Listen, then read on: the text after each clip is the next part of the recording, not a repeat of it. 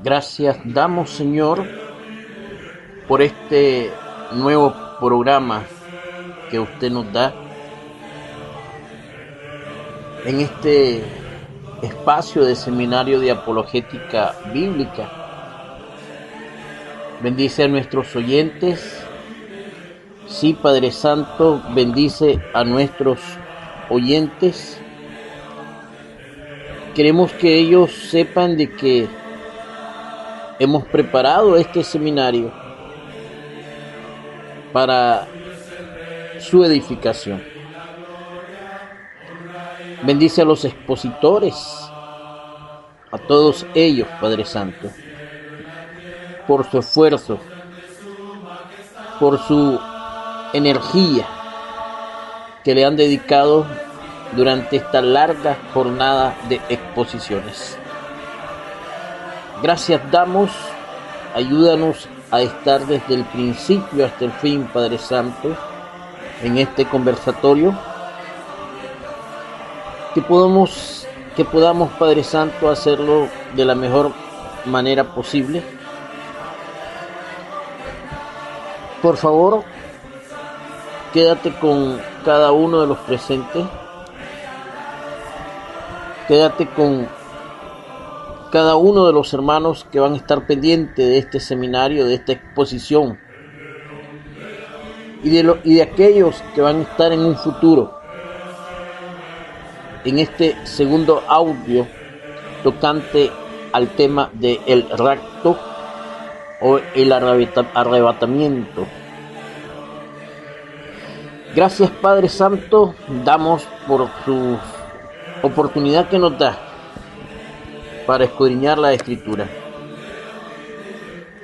Gracias, Señor bendito, por todas las bendiciones espirituales. Y en Cristo Jesús queremos darle la gracia. Y le pedimos estas cosas. Amén. Y amén. Buenas tardes, buenas noches, buenos días, en dependencia de la hora y el lugar donde usted se encuentra. Sean bienvenidos a este segundo tema, tocante al tema del rapto. Y hoy queremos expresarles que vamos a seguir con este tema, pero desde el punto de vista de refutar las falsas conjeturas que se han dado o impartido con relación a este tema. Inicialmente quiero explicarle, amados hermanos, gaje del oficio. Quiero inicialmente explicarles, amados hermanos, que este es un segundo audio.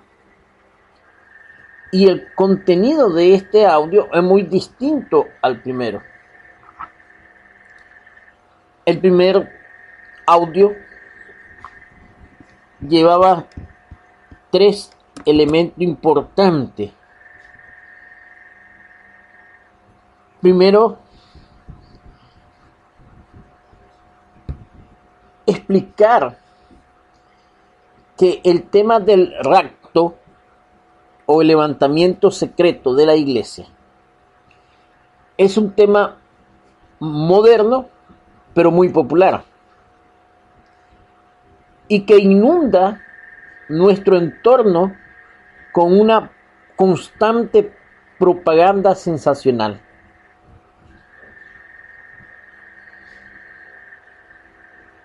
Así es,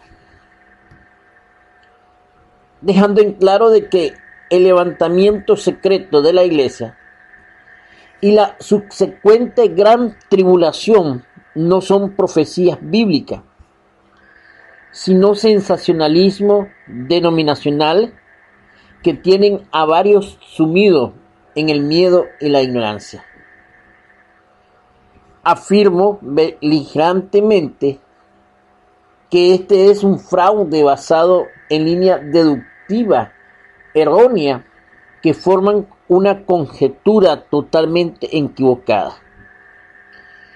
Por lo tanto, creer y predicar tal cosa no hace de tal predicador un estudioso serio, sino un ciego guía de ciegos.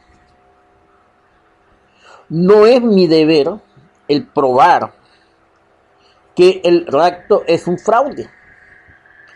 El propio silencio de la Escritura es evidencia suficiente. Por lo tanto, el presente estudio, hermano, está compuesto o ha sido hecho con la intención de negar las varias afirmaciones pseudo bíblicas de lo que afirman que es el rapto secreto ocurrirá. Miramos que el origen de esta doctrina diabólica se originó entre los años 1860 y 1870 allá en los Estados Unidos, principalmente por un predicador llamado John Nelson Darby. Este señor es uno de los más grandes milenaristas de Europa e hizo 6 viajes a Estados Unidos para sembrar esta novedosa doctrina. De allí, el señor Cyrus Ingerson Scofield quedó cautivado por la predicación del John Nelson Darby y también por los hermanos de Plymouth, un grupo que tuvo su origen en Dublín en el año 1825, y en la referencia a Scofield, publicada en 1909, rápidamente se convirtió en el material más influyente del dispensacionalismo premilenarista, ya poniendo un comentario sobre este tema. Y a través de la nota al pie de página de esta versión de Scofield introdujo la enseñanza del levantamiento secreto de la iglesia. Y desde esa fecha para acá, hermanos, ¿verdad? Se ha venido enseñando con mucho ímpetu, con mucho sensacionalismo, esta falsa enseñanza. Luego de las 2 guerras mundiales y los varios acontecimientos ocurridos, las conjeturas premilenaristas de Scofield se elevaron al plano casi profético y a nivel popular, mucha gente llegó a considerar el sistema dispensacionalista de Scofield como una escatología justificada. Ahí está el origen. Definimos algunas palabras importantes utilizadas en el vocablo de este estudio. Hay un texto, ¿verdad?, en Primera de Tesalonicenses, capítulo 4, verso 17, que habla de arrebatar. Sí, arrebatar.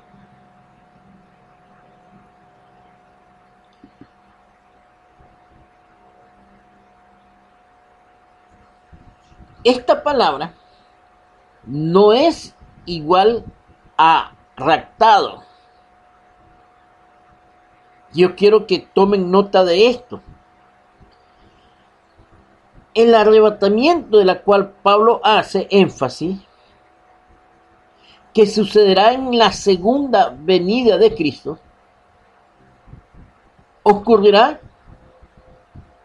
cuando se dé la resurrección general del justo y del injusto. Y es el momento cuando el Señor arrebatará a su pueblo en el día final. Nada que ver la hipótesis o la tesis de que vendrá Jesús, tomará a su pueblo secretamente por 7 años, mientras comienza la gran tribulación, después vendrá y pondrá un reino de 1000 años. No, nada que ver con esas fantasías. Cuando Pablo dijo arrebatado, usó el verbo harpazo. Y este verbo comunica que se ejerce una fuerza de una manera súbita. Y es la misma palabra que encontramos en Hechos capítulo 8, verso 39, cuando dice de que Felipe fue arrebatado, es decir, trasladado de un punto a otro de manera súbita.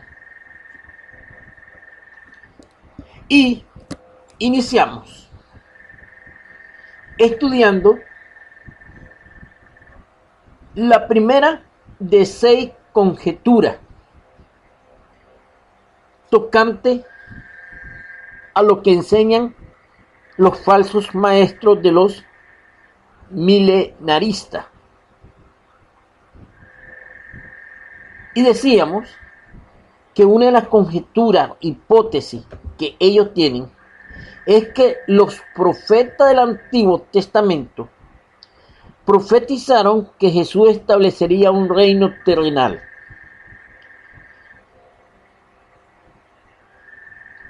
En la nación judía. Pero cuando ésta lo rechazó, él cambió sus planes y atrasó el establecimiento de su reino terrenal hasta su segunda venida, y como elemento provisorio, es decir, así como por arte de magia, como una decisión apresurada, estableció la iglesia. Y dejamos bien en claro, y me gustaría que ustedes escuchen el primer audio sobre este estudio, donde dejo mi primera refutación sobre este tema. Una segunda refutación que quiero hacer es que ellos dicen, no la Biblia, de que las condiciones del mundo hoy cumplen con las señales de Mateo capítulo 24. Todo el capítulo 24 puede leerlo. Es un texto de lanza para ellos. Para ellos decirnos a usted y a mí que el creer en el tema de el rapto o el levantamiento secreto de la iglesia es que las condiciones de hoy, guerra, terremotos, enfermedades, todas esas cosas, peste, que se menciona en el capítulo 24 de Mateo, entonces es señal de que esto está próximo a ocurrir. Lamento mucho, pero al igual que dije en la parte introductoria de este estudio el día de ayer, han habido falsos mentirosos proponiendo falso avenimiento de Cristo y no ha ocurrido, y todo basado por los acontecimientos que le rodeaban. De igual manera, se ha dicho que ya es el fin de todas las cosas y todavía lo estamos esperando.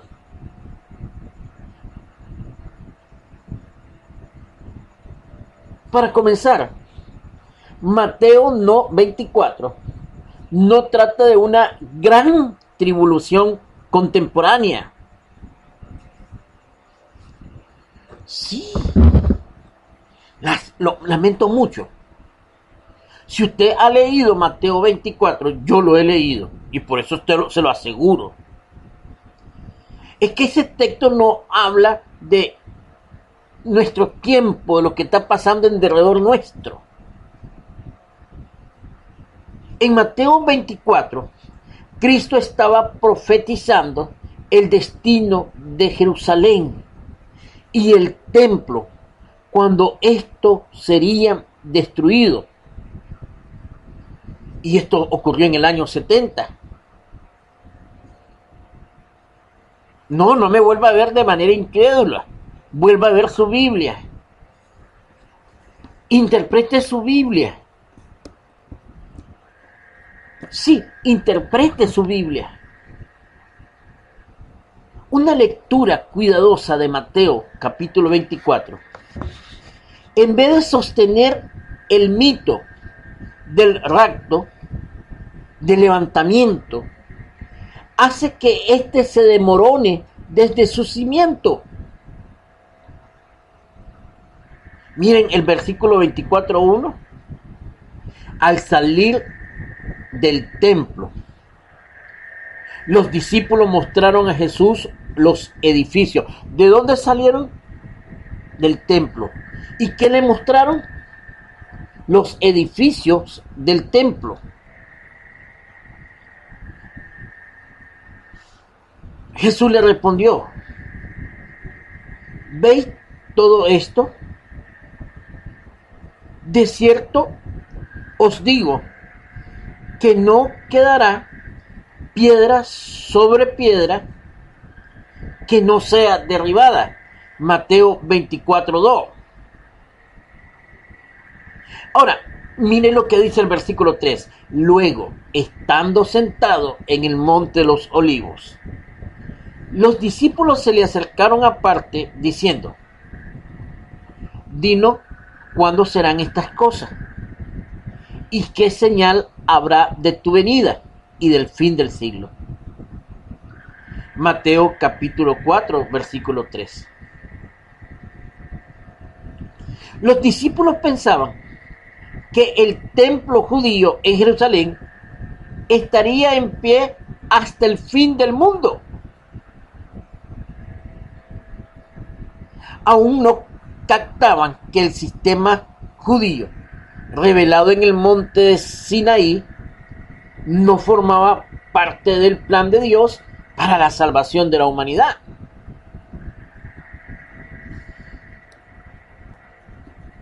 Sí. Eso es lo que en el contexto usted debe de tener presente. La palabra de Cristo en Mateo 24 dan a conocer un panorama general de varias circunstancias, de muchas dificultades que señalaban la cercanía de la destrucción de Jerusalén y el templo, y tales acontecimientos son descritos como una gran tribulación, son señalados como una gran tribulación. Mateo 24:21, y esta es la llamada gran tribulación de la cual Cristo habló. La gran tribulación de Mateo 24 no trata de eventos contemporáneos, ¿sí?, sino de eventos del primer siglo en torno a Jerusalén. Y esto lo afirmó Cristo: no pasará esta generación hasta que todo esto acontezca. Mateo 24:34. Siempre que Jesús utilizó la palabra generación, se refirió a sus contemporáneos. Sí, su generación, la gente con quien vivía. Mateo capítulo 11, verso 16. Vamos, hermano, por favor. Mateo capítulo 11, versículo 16. Miren, es muy importante, hermano, si vamos a estudiar que tengamos papel y lápiz para que ustedes escriban y que su fe esté fundamentada en lo que la Biblia dice. Más, ¿a qué compararé esta generación? Esta es la que estoy viendo. Es semejante a los muchachos que se sientan en la plaza y dan voces a sus compañeros. ¿Ya observó? Sí, ¿ya observó? El otro texto que quiero que usted compare es 12, ¿sí? 12:38 al 45. 12:38 al 45. Vamos a ver, hermanos, venimos a estudiar, ¿verdad? Sí, venimos a estudiar. 12, entonces, 43 al 45. Dice así: cuando el espíritu inmundo sale del hombre, anda por lugares secos buscando reposo y no lo halla.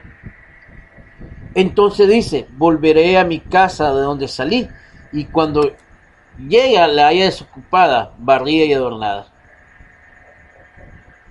Entonces va y toma consigo a otros 7 espíritus peores que él, y entrados moran allí, y el postrer estado de aquel hombre viene a ser peor que el primero.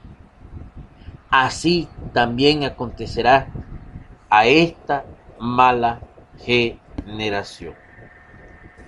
Y así sucesivamente, hermano, va a encontrar a Jesús que cuando hablaba de generación o utilizaba la palabra generación, se refirió a sus contemporáneos.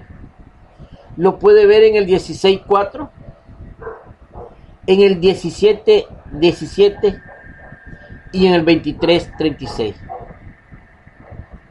Nuestra generación no espera tal destrucción ya cumplida.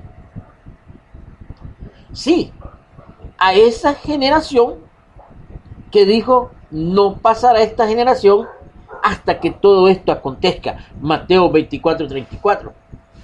Ya eso está destruido, así que no podemos estar esperando algo destruido. Mateo 24. Y este es un argumento muy importante que lo pongo a consideración de ustedes. No trata de un cataclismo mundial, sino de un juicio geográfico bien definida. Aquella gran tribulación vendría sobre Jerusalén y Judea. Lucas 21:20. Vayamos, hermanos, para que la palabra de Dios esté fundamentada en la escritura. Lucas, ¿sí? Lucas,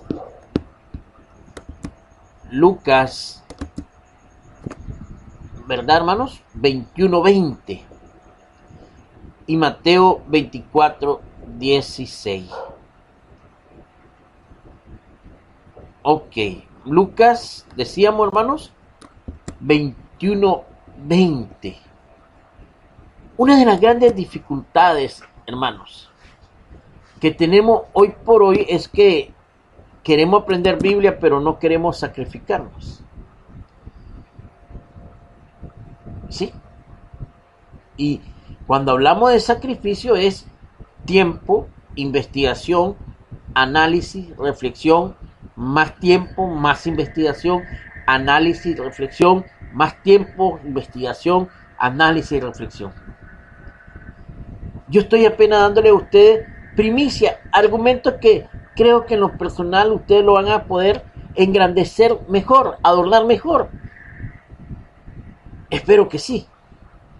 Y que este estudio solamente sea el inicio de ese esfuerzo. Quisiera abonar en algo en este sentido. Pero cuando viereis a Jerusalén rodeada del ejército, sabed entonces que su destrucción ha llegado. Lindo ese texto, hermano. Es paralelo con Mateo capítulo 24. Pero leíamos, y yo quería que leyéramos Mateo 24, 16. Pero vamos a leer desde el verso 15 al 21. Dice así: respecto a esto, Cristo dijo: por tanto, cuando veáis en el lugar santo la abominación desoladora que habló el profeta Daniel, el que lee entienda. Entonces lo que esté en Judea, huya a los montes. El que esté en la azotea, no descienda para tomar algo de su casa. Y el que esté en el campo, no vuelva atrás para tomar su capa. Mas hay de los que están en cinta y de los que críen y de las que críen en aquellos días. Orad pues que vuestras huidas no sea en invierno ni en día de reposo, porque habrá entonces gran tribulación, cual no la ha habido desde el principio del mundo hasta ahora, no lo habrá. En síntesis, hermano, Mateo capítulo 24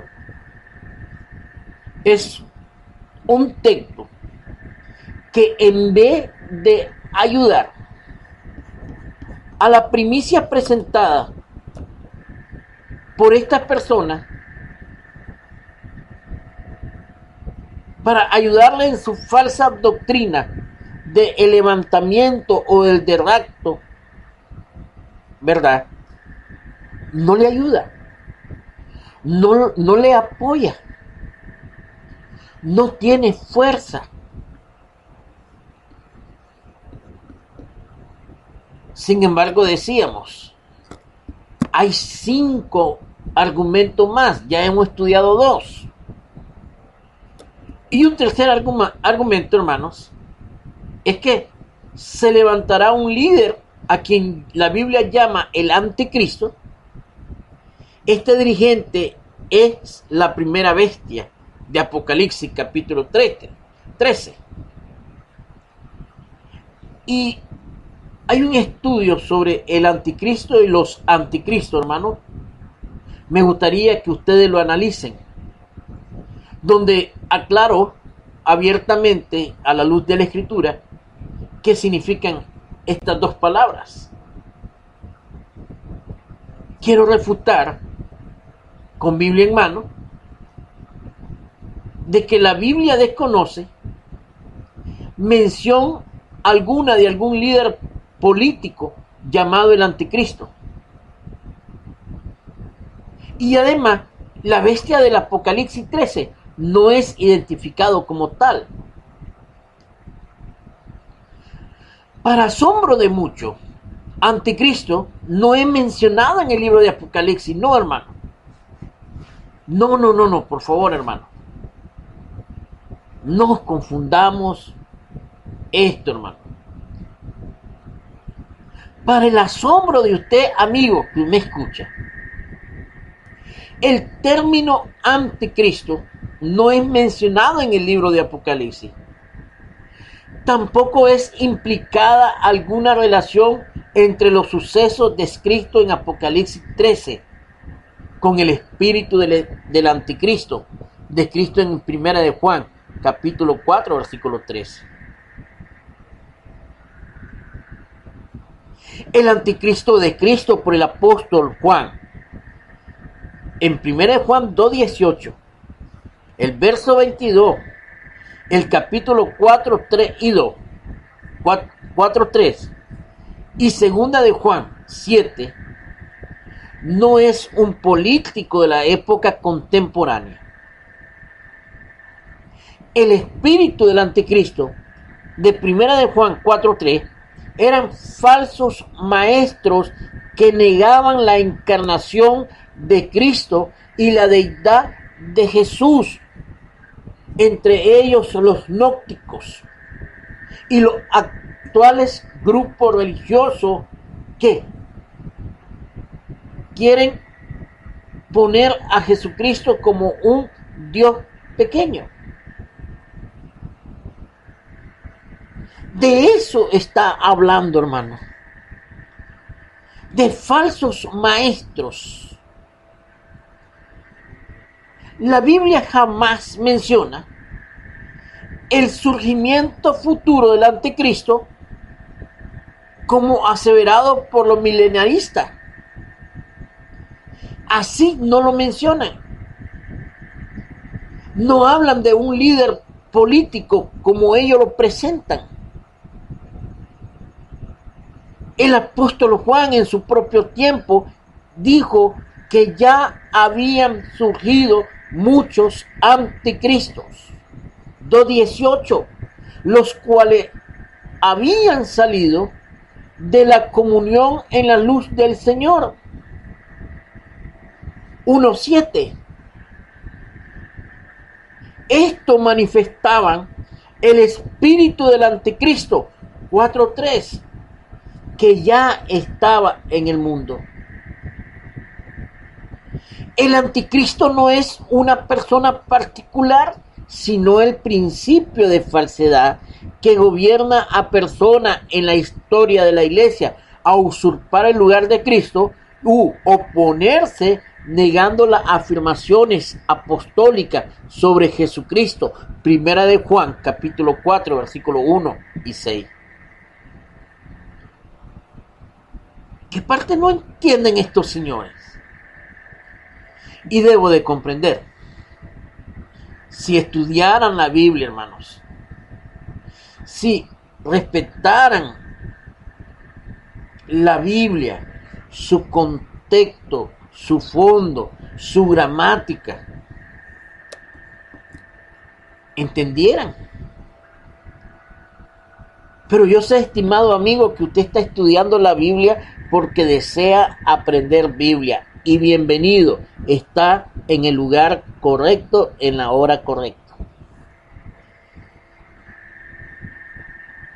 Hoy en día, el grupo más anticristo que hay son los enemigos de Jehová. Los que ustedes conocen, entre paréntesis, como testigos de Jehová. Estos niegan la deidad de Jesús, oponiéndose al testimonio de los apóstoles que afirmaron que Jesucristo es Dios. Mateo 28:20, Primera de Juan 1:1 y el verso 14, Romanos 9:5, entre otros.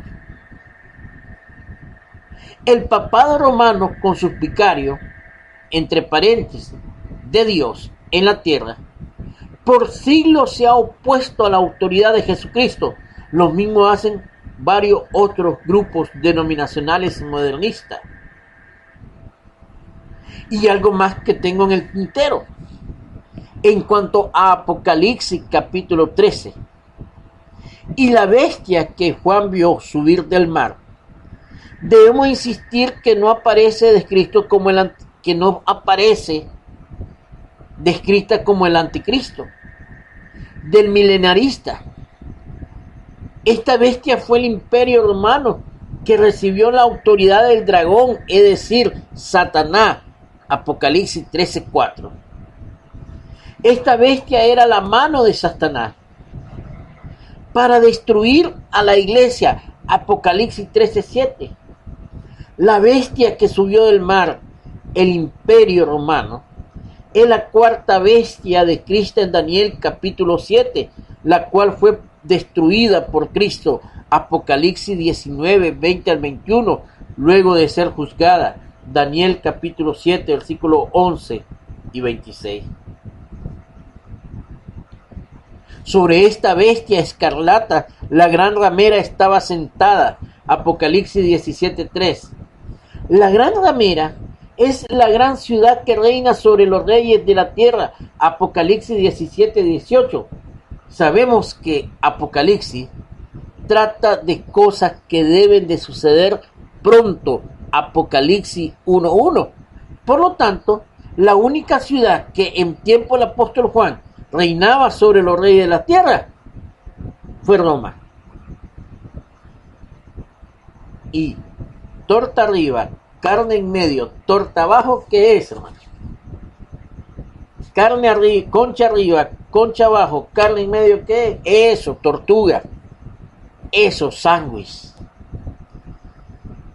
La bestia y la gran ramera no son caracteres contemporáneos, sino enemigos a quienes Cristo destruyó en el Armagedón.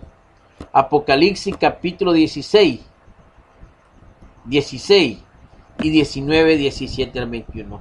Sostener lo contrario de lo que yo le estoy diciendo es una falsa doctrina. Y entonces, quiere sostener y meter el mono del uyuyuy del anticristo para la persona entonces quedarse boquiabierto y temerosa y creer en la fantasía del famoso rapto o levantamiento secreto.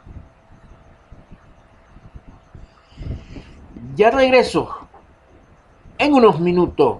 Regreso para que ustedes acomoden la información que le he impartido en esta hermosa tarde.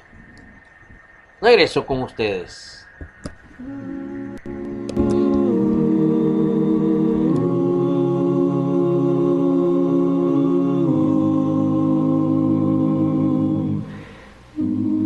Heme aquí en tu presencia, alzando mis manos a ti. Heme aquí, alabando al Señor. Quiero presentar este próximo argumento. Sí. Quiero que presten sumamente la atención, hermanos.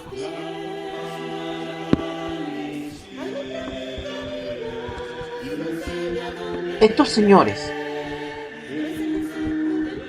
hablan de que Jesucristo regresará a la tierra con aquellos que se unieron con Él. Sí, en la transformación, ¿se acuerdan? Y en la resurrección. Y regresará porque va a tener un gran combate con todos los ejércitos terrenales que se unieron en contra suya en el Armagedón. Para comenzar, hermanos, esto no es una batalla literal, sino es un conflicto espiritual entre Cristo y su aliado contra el dragón y su aliado. El Armagedón ya ocurrió en los primeros siglos de nuestra era, cuando fue derrotada la gran ramera. Apocalipsis 17:18. Sí, Apocalipsis 17:18. Y la mujer que ha visto en la gran ciudad que reina sobre los reyes de la tierra.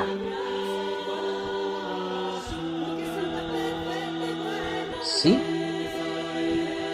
esta ya fue destruida. ¿Qué más? La bestia del mar, que representa el Imperio Romano. Apocalipsis 13, 1 al 10. También fue destruido.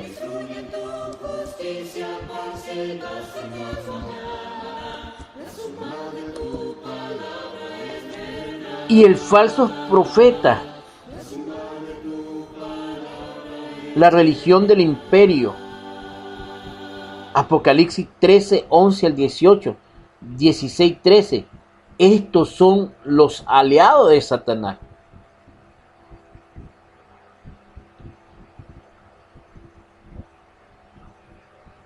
Para el asombro de muchos, los detalles de la batalla del Armagedón no son descritos en Apocalipsis. Sí miramos de que los enemigos de Dios se reunieron allí. Apocalipsis 16, 16. Y luego son destruidos. Apocalipsis 19, versículos 17 al 21. Dios solo reveló el desenlace de dicha batalla que había de suceder pronto. Mantenga, hermanos, siempre en mente Apocalipsis capítulo 1, versículos 1 y 3 y Apocalipsis 22, 7 y 10. Sucede entonces que un error trae otro error. Jesús reinará sobre la tierra, dice, sobre la tierra por 1000 años, en el reino que quiso establecer en su primera venida. Mire, clase abuso deshonesto, clase tergiversación. Estos hombres son dignos de pegarle con un bate, hermano, en el cerebro. Tal vez se lo acomodamos. Eso es simbólico. El pegarle con un bate es simbólico, hermano. No. Pero es que indignan, hermano. Cómo estos señores enseñan falsa doctrina. Indigna. Sí, hermano, si a usted no le indigna, a usted le debería indignar la mentira. Jesús reinará sobre la tierra por 1000 años en el reino que quiso establecer en su primera venida. Esa es una falsa primicia. Ya la refutamos, por cierto. Cuando los 1000 años terminan, luego del juicio final, el mundo llegará a su fin. ¿No es cierto? Veamos. El reino de Cristo no es físico. Desde algún trono aquí en la tierra, ni durará específicamente 1000 años. Mi reino no es de este mundo. El reinado de los 1000 años de Apocalipsis 24 al 6 no es físico, sino que es la vindicación de los mártires que habían muerto por la fe, capítulo 6, versículo 9 al 11, a quienes su causa parecía perdida, Daniel 13:7. Esta resurrección es una metáfora para la resurrección de su causa. Nótese que no resucitan su cuerpo, sino su alma. Y vi trono, y se sentaron sobre ellos los que recibieron facultad de juzgar. Y vi las almas de los decapitados por causa del testimonio de Jesús y por la palabra de Dios, los que no habían adorado a la bestia ni a su imagen, y que no recibieron la marca en su frente ni en su mano, y vivieron y reinaron con Cristo 1000 años. Apocalipsis 24. Esta resurrección y reinado no ocurre aquí en la tierra. Son almas resucitadas y asociadas con la victoria de Cristo sobre la ramera, las dos bestias y el dragón. ¿Qué parte no entendemos allí? Sí, ¿qué parte, hermano, no entendemos ahí? Si está fácil de interpretar.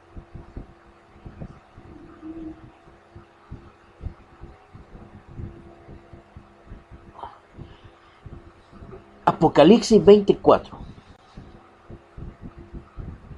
no dice, al menos, no sé si en mi Biblia no lo encuentro,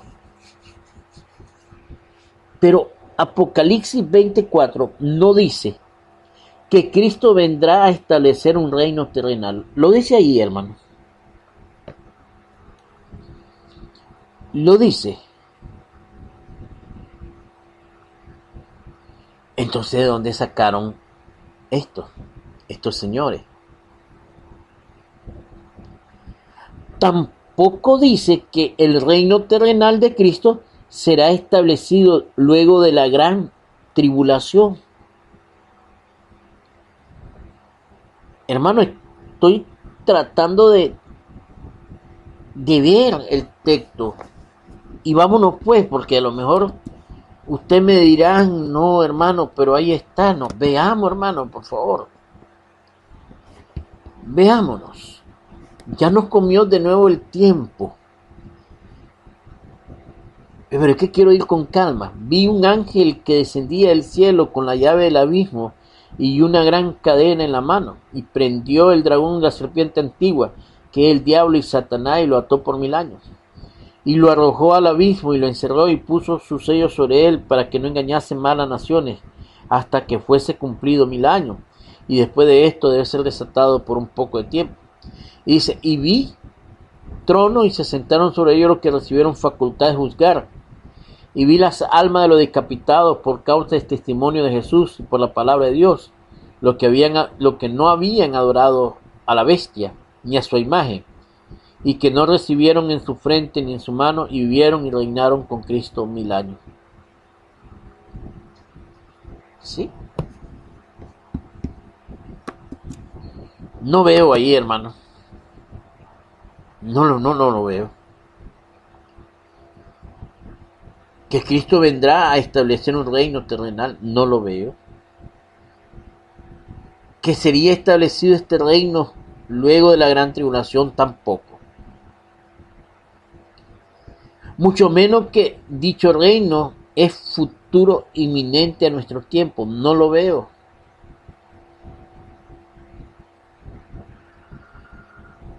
Ni mucho menos que resuciten cuerpo para participar del dicho terrenal, del dicho reino terrenal.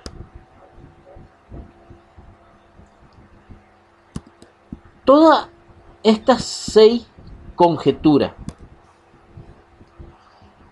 La primera, que los profetas del Antiguo Testamento profetizaron que Jesús establecería un reino terrenal. Y al ser rechazado por los judíos, entonces estableció provisoriamente la iglesia. Eso es falso. Ya lo hemos refutado, verso por verso, con Biblia en mano. La expresión que ellos mismos hacen de esto. Que Mateo 24 crea las condiciones en nuestros tiempos. Falso. Hoy refutamos eso hoy, en esta lección. Que se levantará un líder a quien la Biblia llama anticristo. No se está refiriendo a un líder político, ni mucho menos a un líder religioso.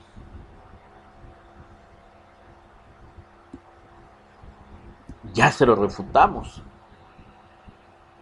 Que los 7 años comienzan con el rapto y luego de los 7 vendrán nuevamente. No lo enseña la Biblia, no lo enseña. La Biblia enseña otra cosa. Que Jesucristo regresará a la tierra para reinar 1000 años. Ya estudiamos a qué se refiere la batalla de Armagedón. No es un conflicto literal, sino un conflicto espiritual. Y esto ya sucedió. Que luego Jesús reinará sobre la tierra 1000 años para establecer su primera venida. Que Jesús reinará sobre la tierra por 1000 años en el reino que quiso establecer en su primera venida. Falso, de toda falsedad, ya lo refutamos. Y también dijimos lo que no es verdad sobre este asunto. Ya no comimos el tiempo, hermanos. Nos quedan 10 minutos. Sí. En mi corazón guardo tu palabra. 10 minutos nos quedan, hermanos. Porque es una lámpara a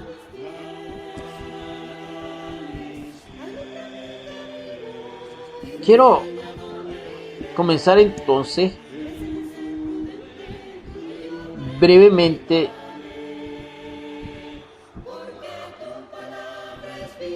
Tu palabra es eficaz para corregir mi vida y conducta mi vida. acerca de algunas afirmaciones. Afirmaciones que estas personas hacen,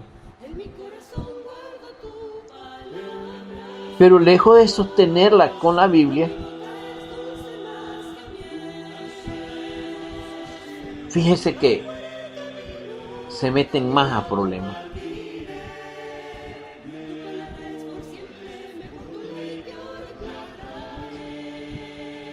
Tengo algunas, quiero compartirlas con ustedes. Primero, que poco antes del fin del mundo, Cristo retornará en el aire y se llevará con él a todas las personas, vivas y muertas, que hayan confiado en Cristo como su Salvador. 1 Corintios, capítulo 15, versos 50 al 53, y 1 Tesalonicenses 4:17. Dice, el rapto sucederá en un abrir y cerrar de ojos. En este evento, los muertos que hayan creído resucitarán primero, seguido en un instante del tiempo por los cristianos que aún estemos vivos.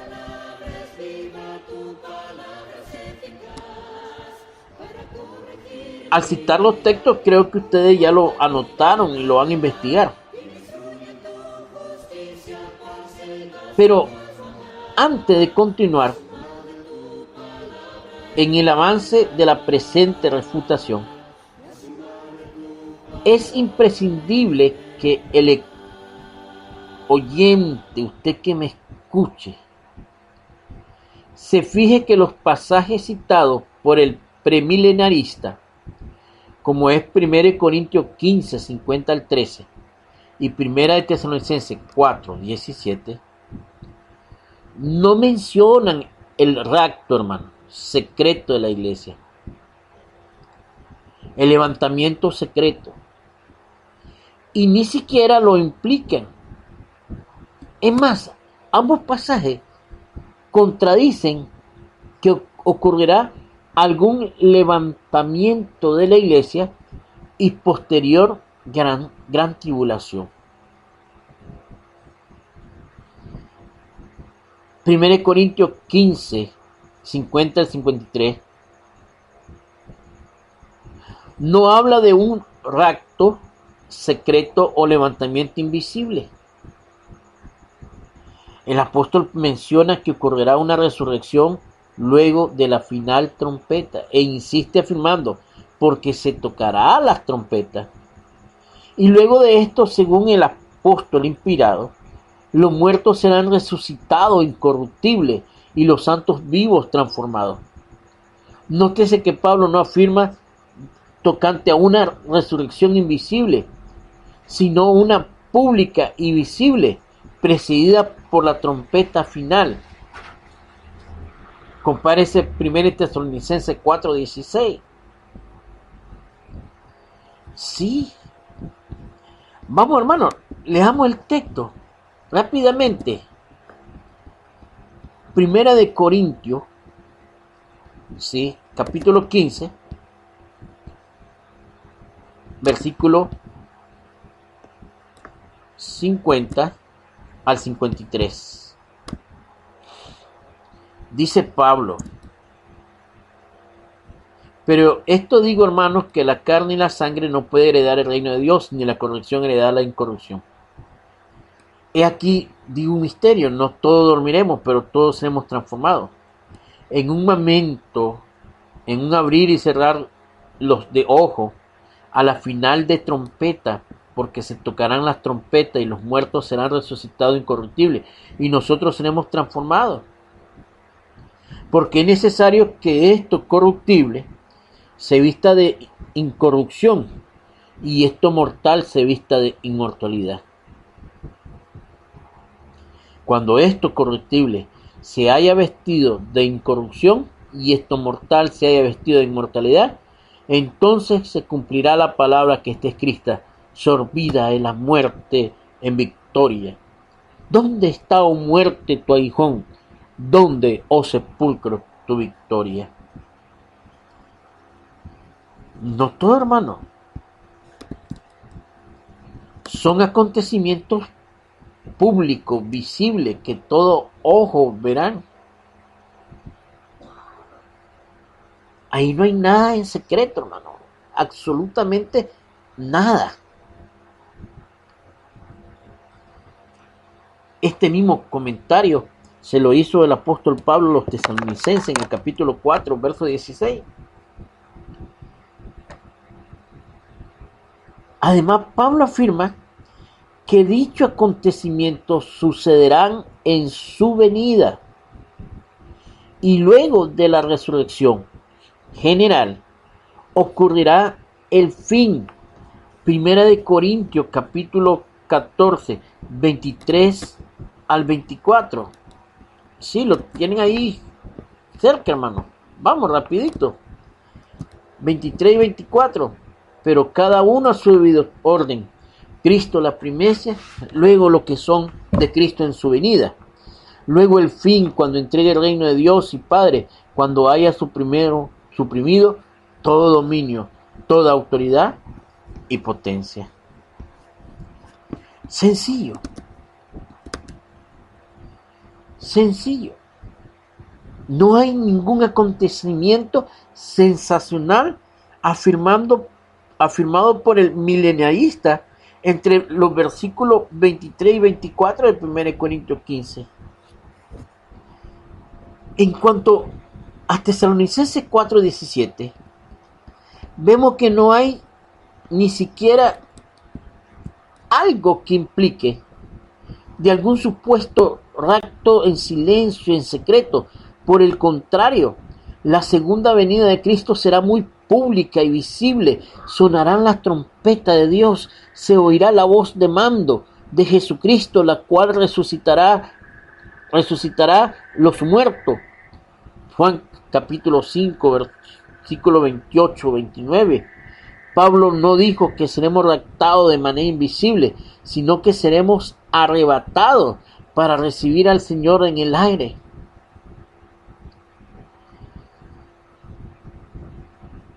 Sí,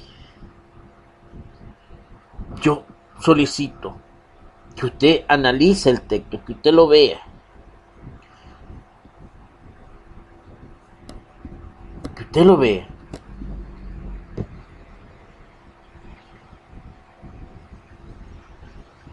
Miren, y esto lo he visto en Facebook, porque presentan videos. No, lo han hecho esto hasta videos.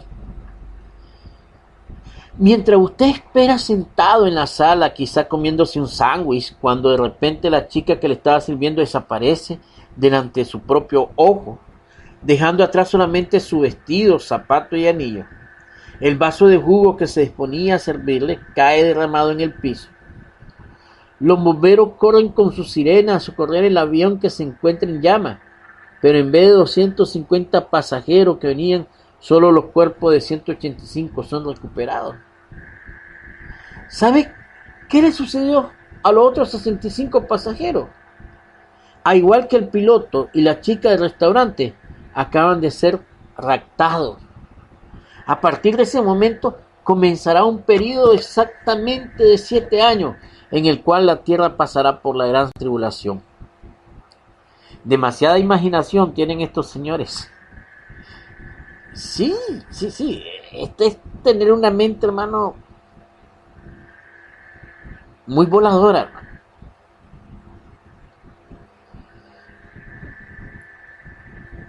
Cosas como estas, afirmaciones como estas, afirmaciones sensacionales, circulan por todos los medios de comunicación con el entusiasmo de varios líderes religiosos que la predican como si fueran palabra de Dios, sin sostener tal afirmación con un versículo en la Biblia.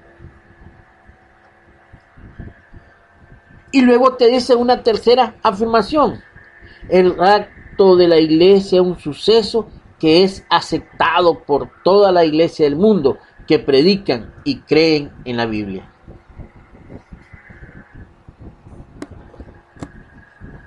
Miren, es verdad que mucha iglesia del mundo cree en este cuento religioso, pero eso no constituye una prueba de que tal cosa haya de ser así. La verdad no es establecida por la cantidad de adeptos. O si no, mire lo que le voy a poner. La iglesia católica es la iglesia con mayor adepto tiene en el mundo. Eso usted y yo no lo podemos negar. ¿Existen otras religiones más grandes que la iglesia católica? Sí, exactamente te está diciendo la verdad. Pero en Latinoamérica y en gran parte del mundo la iglesia católica es fuertísima. Y yo le pregunto, solo porque estos digan que el Señor Francisco es el representante de Cristo aquí en la tierra, la cabeza de la iglesia aquí en la tierra, ¿eso es verdad? No, le pregunto, ¿es verdad eso? El hecho de que alguien afirme, en cantidad de personas afirmen esto, ¿es verdad? No es cierto, no es verdad. No es cierto. Tampoco es cierto cuando ellos afirman que María es la Madre de Dios. Tampoco es cierto que María es la mediadora. Y tampoco es cierto que los niños nacen con el pecado original. No es cierto. Y esto lo enseñan y lo creen millones de personas. ¿Y desde cuándo, hermano, una verdad se establece por la cantidad de personas que lo creen? No, la verdad se establece con la Escritura. Porque mire, yo conozco a miles, pero miles de personas que creen que tener 5, 6, 7 mujeres no es pecado. El concepto mismo de algún levantamiento secreto es desconocido en la Escritura. Tal acontecimiento no es mencionado expresamente, ni siquiera implicado. Aún así, este mito religioso ha ganado respetabilidad dentro de lo que se llama teología, para ser mencionado, estudiado y esperado por muchos integrantes de la denominación moderna. Y ahí van a ver ustedes años con años, sí, años con años, esperando el famoso arrebatamiento, esperando el famoso levantamiento secreto. Bien, amigos, gracias doy a ustedes por haberme escuchado. Espero que el estudio le haya gustado y que sea Dios edificándolo por medio de su palabra. Le ha hablado su amigo y hermano Mario José Mendieta Medina. Gracias a Dios por el tiempo que me permitieron y espero que este estudio sea de gran interés para ustedes y que nazca en ustedes el deseo de seguir investigando la Escritura. Dios le bendiga. Vamos a orar. Padre Celestial, gracias te damos por tu amor, tu misericordia y por el estudio de esta tarde. Gracias a los organizadores de este seminario por haberme invitado. Y espero, Padre Santo, que todo lo que se haya dicho aquí sea para edificación. En Cristo damos la gracia por tu amor, Padre Celestial, que nos da y ocupar el tiempo para enseñar a los demás lo que tu palabra dice. Bendice a cada uno de nuestros oyentes, que sea este seminario de mucho provecho espiritual, de mucho aprendizaje en el conocimiento. Gracias, mil gracias, Padre Celestial, porque eres inmensamente grande en tu misericordia. Gracias por estos programas y gracias te damos por la dirección de la radio. En Cristo damos la gracia y le pedimos todas estas cosas. Amén. Amén. Amén. Buenas tardes a todos. La suma de tu palabra es verdad. En mi corazón guardo tu palabra. Porque santa, perfecta y buena es. Tus juicios todos justos y tu testimonio es fiel. Sin mi sangre, Señor, tu ley yo cumpliré. Porque tu palabra es viva, tu palabra es eficaz para corregir mi vida y contra mí ya no pecar. Y me instruye en tu justicia, paz y gozo transformar.